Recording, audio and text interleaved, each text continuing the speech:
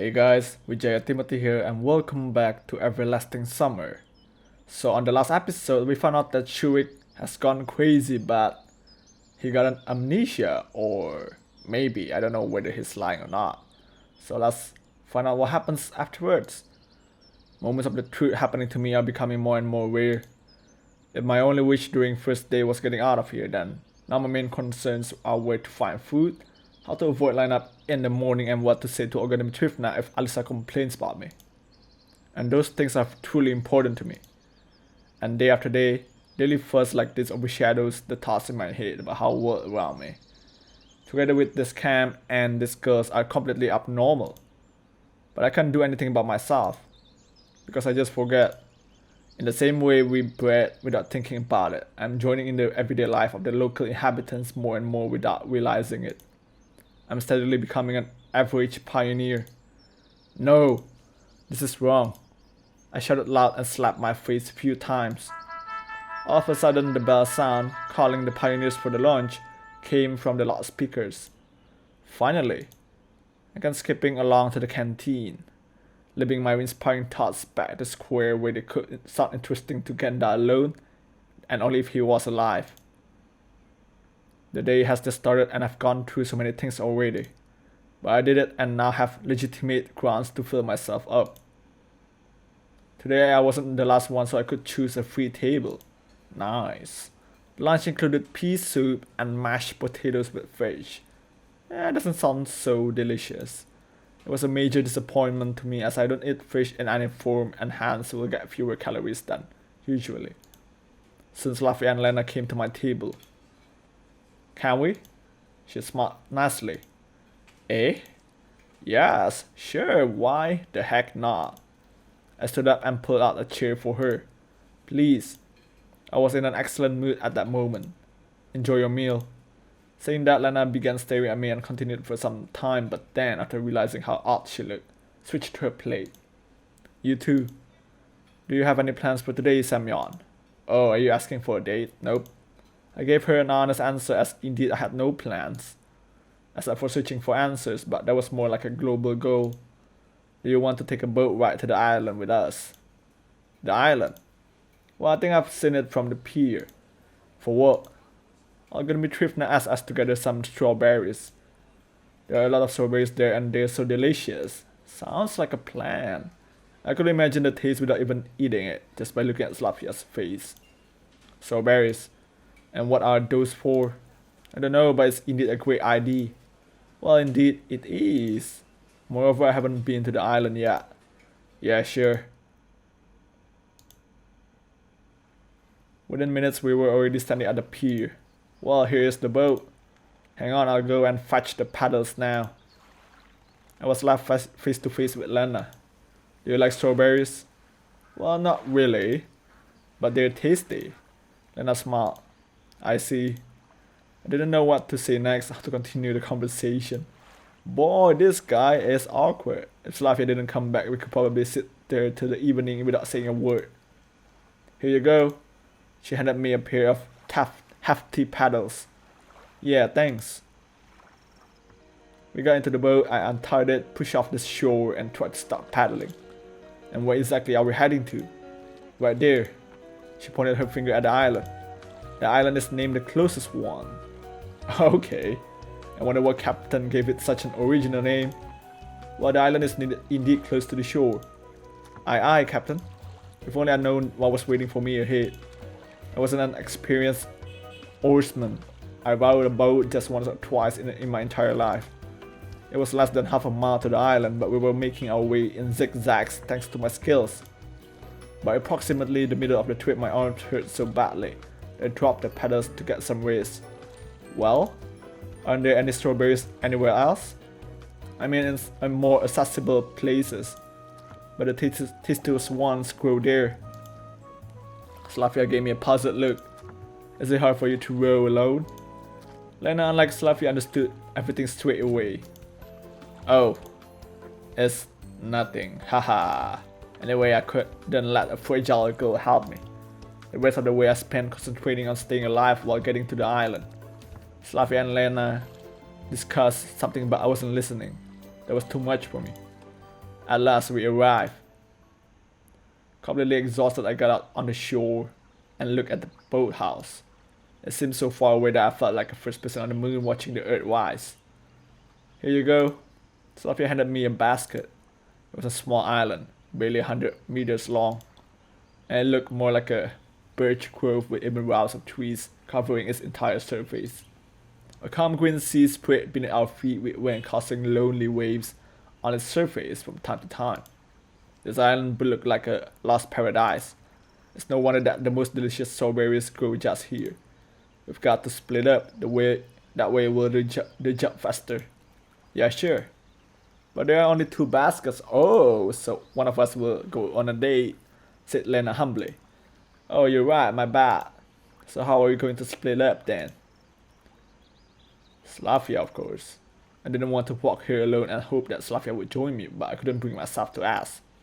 Well, it's obvious, 1 basket for me, 1 for you. No! No, let me go with you. Slavia smiled. So we leave Lena alone? Okay. I was a bit surprised, but I was also glad that it turned out like this.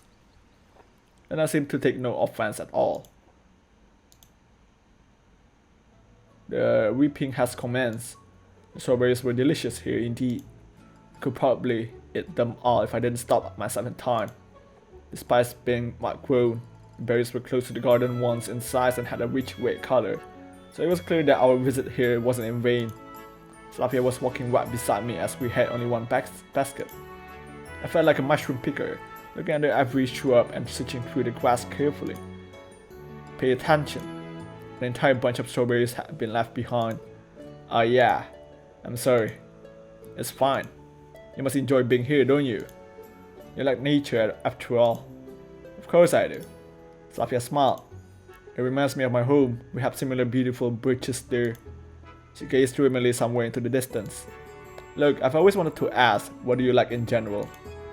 You look busy 24/7 and it seems like you have no time to rest at all.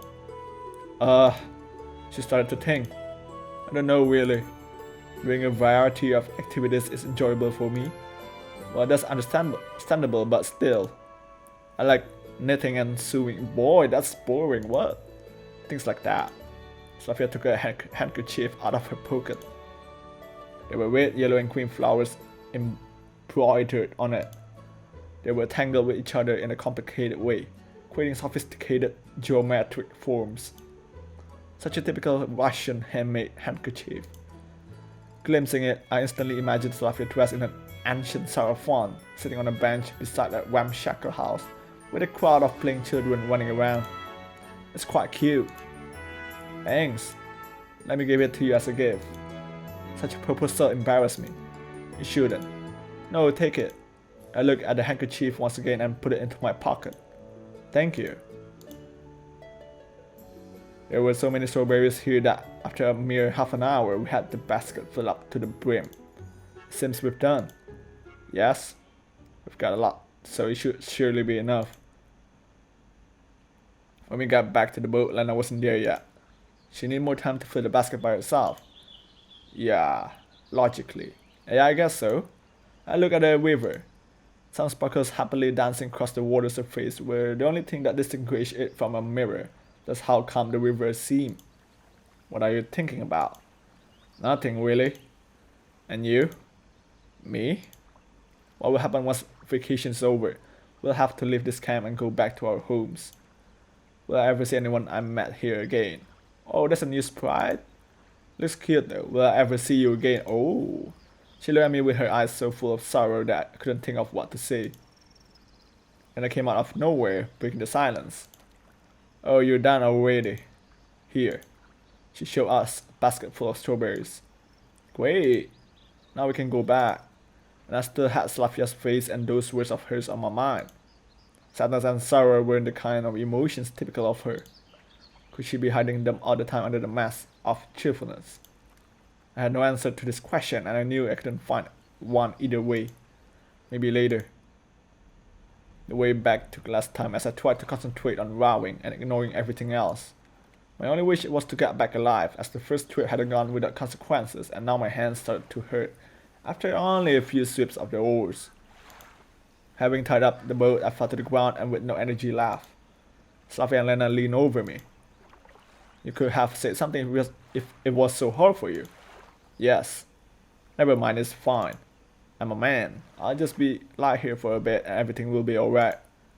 Okay, and then get those baskets to Organ Trifna, please. We have something else to do. Yeah, sure. I was ready to agree with anything at that moment just so I wouldn't have to get up. Slavia put the baskets full of strawberries next to me and headed to the square, happily chatting with Lena about something. The hardest part is done anyway. That's why I thought before I got up and took the baskets. After rowing, they felt like cement bags, even while weighing barely more than a few kilograms each. So the trip to the camp leader's cabin took much longer than usual. I had to stop every 50 meters to have a rest.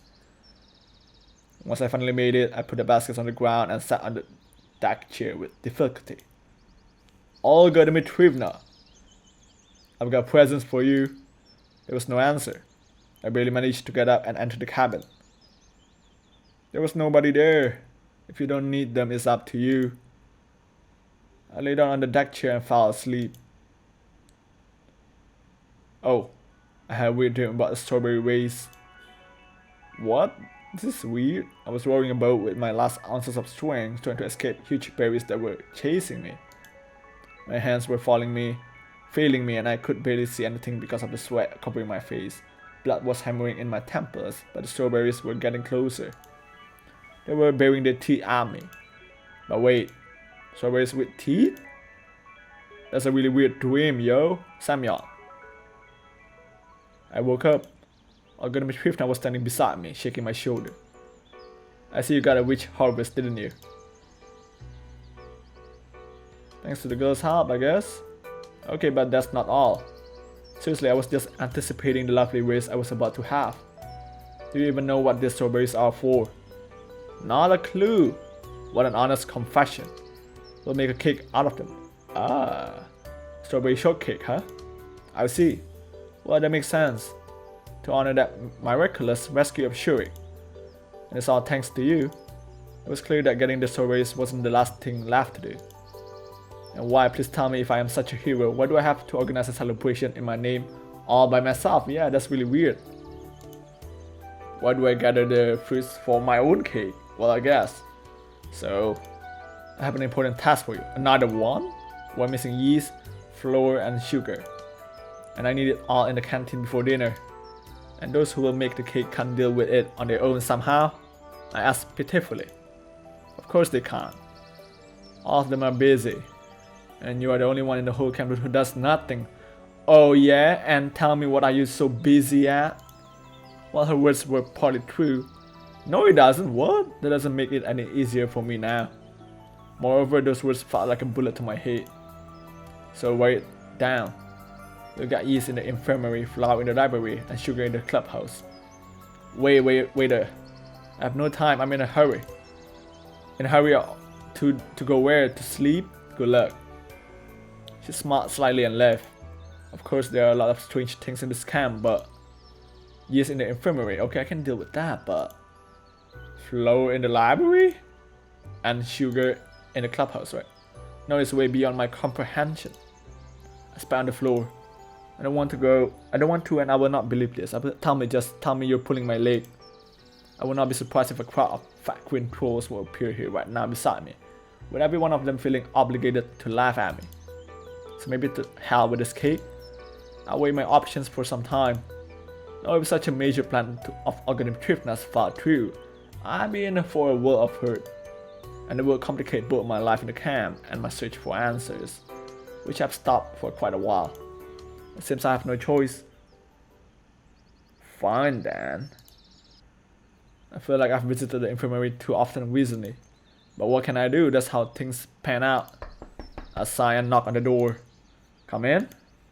The nurse said with a twist of sing-song accent. Good afternoon. Olga Dmitrievna has sent me to get some... I hesitated slightly. Yes. Ah, sure. Boy, finding a yeast in the infirmary so casually, that's really weird. She gave me a broad smile. It's just that I don't have what? Pioneer. How so? She said that. Well, I had some, but now there's none left. I didn't even bother asking why she had it in the first place. Well, don't you worry. You can have some aspirin, for example. That could be some use to me actually. Where do I get it then? A sigh. Take this. She opened the drawer and pulled out some kind of bottle. I took a closer look. It was Ostankensco beer. Yo, I love beers, man. What's the matter? Beer is also a fermented product. She gave me a deep gaze. Nobody will even notice. She had a point, but everything just looked so grotesque to me that I couldn't find anything to say. Are you sure? Absolutely. Okay then. The bottle clearly wouldn't fit into my pocket of my shorts. Well, thanks. I mumbled shyly, leaving the infirmary. Well, beer certainly could replace it. How? I mean, I guess, I don't know. Even my limited knowledge of chemistry and biology was enough to accept this. But generally, walking around with this bottle in my hands looked like a silly idea to me. So I decided to bring it to Organic Trimna's cabin and hide it there. But I had to reach it somehow without anybody noticing the beer. I hid the bottle under my shirt. Oh, yes. And everything would have been fine, but Slavia called out to me at the square. Actually, she sprang out from behind me so suddenly that I even gave a start. How's it going? What exactly? You're searching for ingredients. How do you know about that? Ah, so you know already. Yes, I do. Slavia smiled. It's going alright. I answered, trying not to give away my unrest. And what do you have there? She pointed at the bottle sticking out from under my shirt. Ah, this. She got me. It's nothing. I blushed with a silly giggle. It's time to go. I was almost running, leaving the square with the puzzled Slavia behind. It's great that she is one of those people who don't ask unnecessary questions. But there are people in this camp who like nothing better than to poke their noses onto other people's business.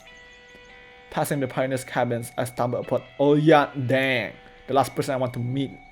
What are you hiding there? She gave me one of her cheeky looks. I thought there was no point in denying anything, so I replied in a provocative manner. It's none of your business. I am a chipper officer bearing a message to headquarters. That's certainly a big message. I was carrying the bottle at waist height, so I was slightly embarrassed. You want some help? I'll deal with it on my own, kid. I walked past her confidently and proceeded on my way.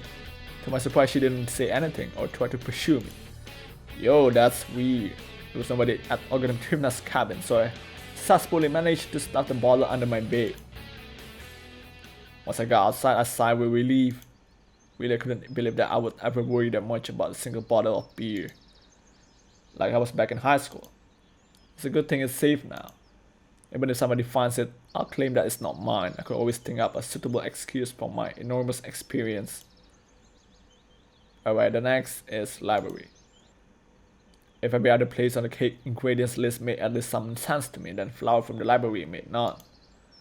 I told her about who would put it in the library and why, but couldn't find an sane explanation after all. Given Xenia's harsh nature, I better knock first. Open. Xenia peered at me closely from behind her glasses. What do you want? Don't think anything weird, but I didn't want to look like an idiot and decided to explain things carefully. I need some flour. Organic Trimna said it's here. I understand that it sounds strange to keep the flour in the library, but I was sent to you and it's needed for a cake to celebrate Shuik's rescue. Yes, I have the flour. What's so strange about? Why? This is not a kitchen, right? Xenia replied with surprise. At the second, I felt like I'd been hit on the head with a heavy weight and lost the ability to understand anything at all. Yo, all the characters in this game are weird, man. Flower in the library. Sure, what's so strange about it? We're in Wonderland and I'm Alice. And I'm gonna eat that magic mushroom and I'll be back home. Hey. Yeah. I was daydreaming. Wait here, I'll be right back. She disappeared behind the bookshelves while I folded my hands and started waiting. A moment later, the sound of a trapdoor groaning on its hinges reached me. Hey, you need some help? I inquired loudly. I'll deal with it. Xenia barked out to me. She seems to be in the basement, so I'll have to wait a little. Okie dokie. A few minutes passed, but Xenia still hadn't returned. I was starting to get worried when the door was suddenly flung open and Alyssa came into the library. She looked surprised to seeing me here. "What are you doing here? Am I not allowed to be here?" I said rudely to her. Alyssa was clearly a bit overwhelmed. "Ah, what do I care?" She snorted and headed to Xenia's table. "And why are you here then?" Alyssa measured me with her eyes carefully and almost opened her mouth to say something, but then seemed to change her mind and turn away, hiding her hands behind her back. Turning a book, I blurted the first thing off the top of my head. "It's none of your business," she replied with a hint of hesitation. "What book is it?" Alyssa was silent. "Oh, come on, let me say it." I wonder what Miss High Voltage Keep Away reads. "It's none of your business." Her voice was even less confident. "Okay, I don't insist or anything. In fact, I was quite interested to find out what Alyssa was reading. Moreover, I was quite amused to see a book in her hands. TV, movies, or computer, if one were available here, all these things seemed to be much more appropriate entertainment for a girl like her. But she had a book instead. Stay. Yeah, why not? My curiosity won. I struck at the right moment when Alyssa was looking away from me and snatched the book. "Ouch!" she screamed. In the following second, her face took on such an expression that it made me question my decision. If I'm about to die, at least I will know about 4. I had a copy of Gone with the Wind in my hands. That was the same book that Lena was reading that evening on the bench. I was so astonished that I completely forgot about my imminent death. "Is it interesting?" "Yeah," Alyssa answered without any enthusiasm, blushing. "Okay then." I handed the book back to her. Alyssa threw it on the table and left the library quickly without looking at me. So human things aren't alien to her. In the end, she too is a girl. After a quick review of everything that just happened, I concluded that there was actually nothing that strange. Finally, Xenia's deep groan rang out, reaching each and every corner of the library. "Grab it." I passed by the bookshelves and beheld the perspiring librarian sitting near the trapdoor leading into the basement, with a small sack next to her. Well, they might have some sort of a storehouse down there. Thanks. I took the sack and left the library. Thank goodness it wasn't too heavy, so I carried it down to Ogden's cabin without too much effort. And the last one. It feels like I've gone through more things today than all the previous days combined. Thus, approaching the clubhouse, I even forgotten to think about how awkward it must be to look for Sugar there. Boy, what are you guys doing? Shuriken and Electronic were enthusiastically building something. They were so busy that they didn't even notice me. I looked closely. It was some kind of a robot, or at least the body of one. Moreover, the robot was female and had animal ears. I didn't want to make up theories about the purpose of such a device for luminaries of camp cybernetics. Even though the design looked practically workable, I had my doubts about this robot ever being able to conquer Earth, or at least being able to do anything on its own. But they seemed to be enjoying the process more than the end result itself. And there was something we shared, even though I didn't want to admit it. On the other hand, they weren't afraid of possible failure, criticism, or jokes. They were working towards their goal without paying attention to others who would call it unrealistic or even absurd. Oh, it looks like I'm truly comparing them to luminaries of the sciences. Hey guys, I greeted them uncertainly. Oh, Semyon, come in, we're always glad to see you. I was actually already inside. You know, sorry for what happened yesterday. I barely remember anything, but I don't buy that, boy, you're suspicious. But mine is okay. And what brings you to our humble abode? Electronic looked at me slyly. Sometimes I feel that he makes such a face when he knows something about the other person, something he can use in the right moment. Sugar. I need sugar. An image from an ancient video game suddenly came into my mind, with some kind of unit like a builder or something quite out with all of its 5-pixel stature. Go, we need more gold. We got it, said Electronic calmly. Why would you want it? I felt that I shouldn't explain to Shurik that they want to bake a cake for him. I shouldn't spoil the surprise. I don't know. Algorithm Trifna told me to get some. Okay, hang on. Electronic disappeared behind the door into the next room. And why do you have sugar here? Why not in the canteen? When the food truck came last time, it was the last thing to unload. And given that our building is the closest one to the entrance, they decided to leave it here to save some effort. That's reasonable, isn't it? The door opened, revealing Electronic hauling a huge bag behind him. I really don't know what the size of the cake will be, but there was obviously too much sugar. Well, thanks, but I don't need it all. But where will we put it? Electronic gave me a surprised look. We don't have a place for it. You asked for sugar, so take it. It seems that the previous smile of his wasn't there without reason. Maybe you'll help me then. It's not that far to carry. We're busy. He pointed his hand at the robot. A case at Shurik. He owed me after all. He hesitated and then looked away in shame. A sigh took the bag and headed to the door. Thanks anyway, I said at parting, exerting myself. But I didn't make it too far. Just after a mere 20 meters I had to put the bag down to have a race. I had no idea how much it weighed, but it felt like more than 20 kilos. Boy, that's heavy. On the one hand, it was just 200 meters to the canteen. On the other hand, even such a distance with this payload on my shoulder, or alternately in my hands or on my legs or under my arm, or even on my head, looked impossible for me to cover. And as I regained myself to move in minor sprints with prolonged pauses between them, so I could get there by night at least, I heard a voice behind me. Maybe I could help you. Oh, she's nice. I saw Lena in front of me. I don't think you can. It was one of those moments when I felt painfully how dramatically I was out of shape. I can bring a handcart. A handcart. What did I think of that myself? Yes, that would be great. Wait here, I'll be right back. She smiled and went in the direction of the square. What would I do without her? It's good that Lena isn't always that shy and can take the initiative sometimes. I started to think. She seemed quite unusual now, with no trace of shyness on her face and actually the complete opposite, smiles and confidence. The offer of help wasn't something extraordinary by itself, but getting it from Lena. A few minutes later, she came back with a smallish handcart. I put the bag down on it. Thanks. Don't mention it. She blushed and looked down. Oh, the Lena we all know is back. So I'll go then.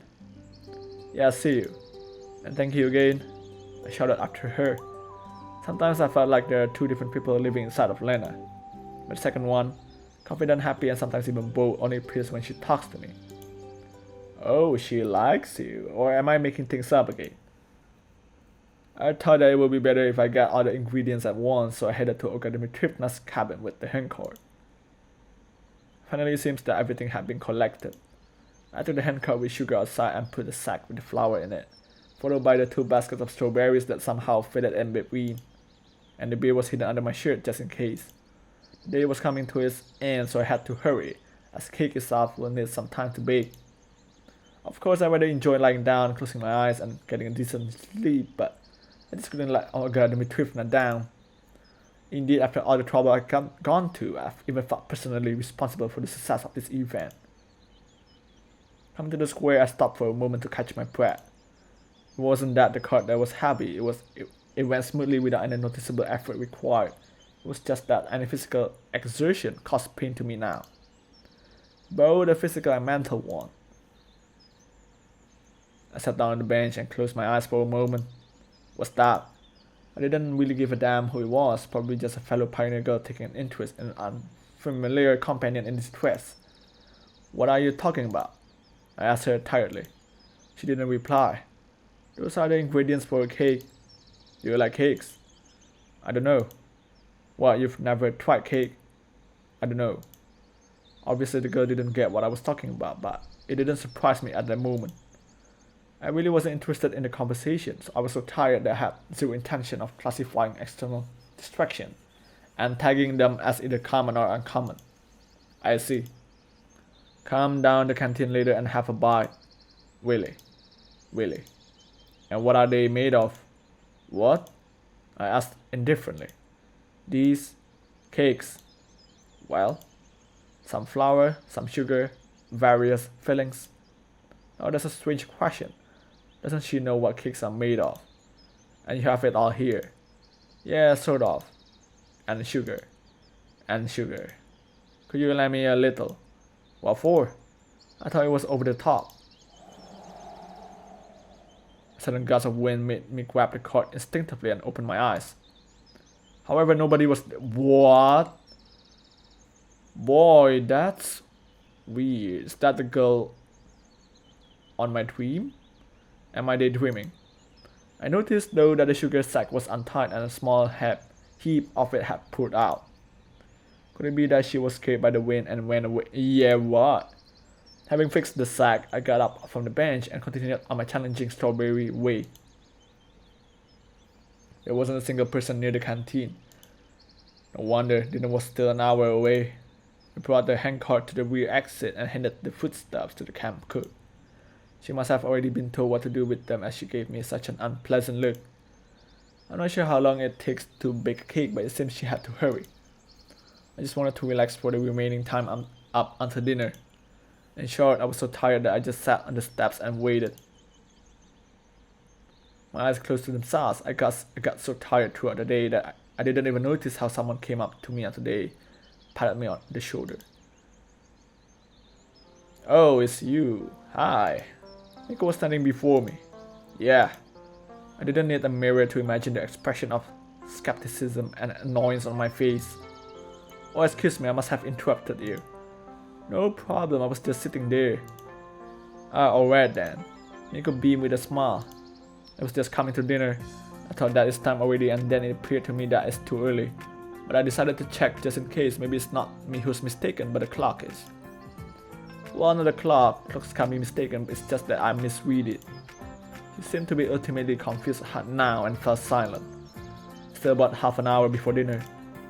Oh, that's great. Then I'll sit here and wait with you if you don't mind. Frankly speaking, I do mind. You know, I have some matters to attend to. I stood up quickly and left without saying goodbye, ignoring Miku as I always did, while she screamed something after me. Yo, that's mean. A minute later, I got to the square and sat on the bench with the firm intention of finding a quiet and safe place here to wait for dinner. I think this is the first time in the last 4.5 days when I felt like this. I was just irritated because of some insignificant details, but indeed I was really angry.